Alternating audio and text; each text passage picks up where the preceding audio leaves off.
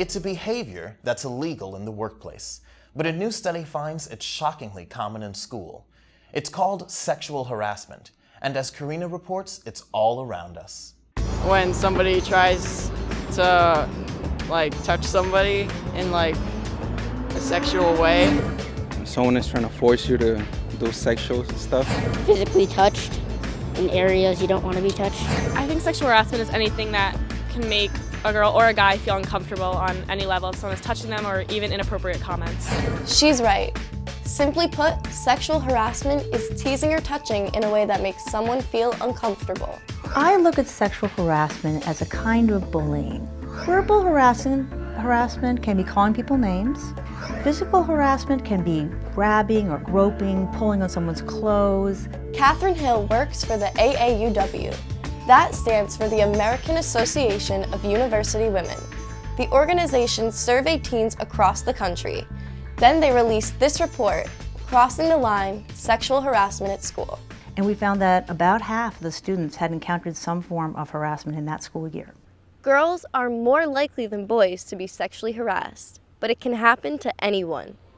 And it can happen anywhere, in big public schools and small private ones, in cities and in the rural areas, in high school, middle school, even elementary school.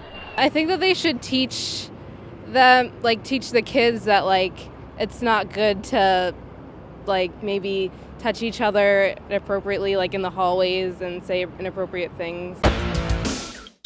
And it's not just at school. 1 in 3 students say they've been harassed through a text, email, or Facebook. I was in high school and really open about my sexuality, and then people had a problem with that. But then, they were bullying me online. When you're harassed electronically through social media, it can be devastating. It doesn't end at the end of the school day. It continues on into the evenings. It seems like it's everywhere. It can seem like it's everybody. Surprisingly, a lot of teens admit they harass others. Some say it's no big deal or it's funny, but it's not. It can make them feel sick to their stomach. They can have trouble going to school. They may have trouble concentrating on their schoolwork and may not even want to go to school. Sadly, only half the students who were victimized reported it to anyone. Well, I would report it, but nowadays kids try to keep it to themselves, and it could end up getting worse. You don't have to live with sexual harassment. First, you need to know that it's against the law. The Supreme Court ruled that schools must take steps to stop this harassment. Schools are required to have policies that make clear sexual harassment will not be tolerated. But that message doesn't always get through to the entire community. I think they should have some strict punishment for that, but I honestly don't know the guidelines for that. They should be more concerned about it and do more things about it to try to control it, because it's not good and it's not, no one deserves that. Because it's a lot more serious than people realize.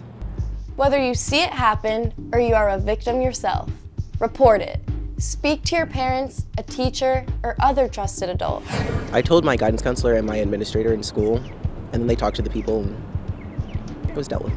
I'd probably report it to one of my teachers, maybe one that I'm closer to. And you can come to AAUW and you can contact us. We are here to help people find out about their rights and when is it the time to get some help to make sure that your right to an education is being upheld. We'll post the link to the AAUW on our website. And there's one last thing. Don't be ashamed to report sexual harassment. The people who should be ashamed are the ones doing it.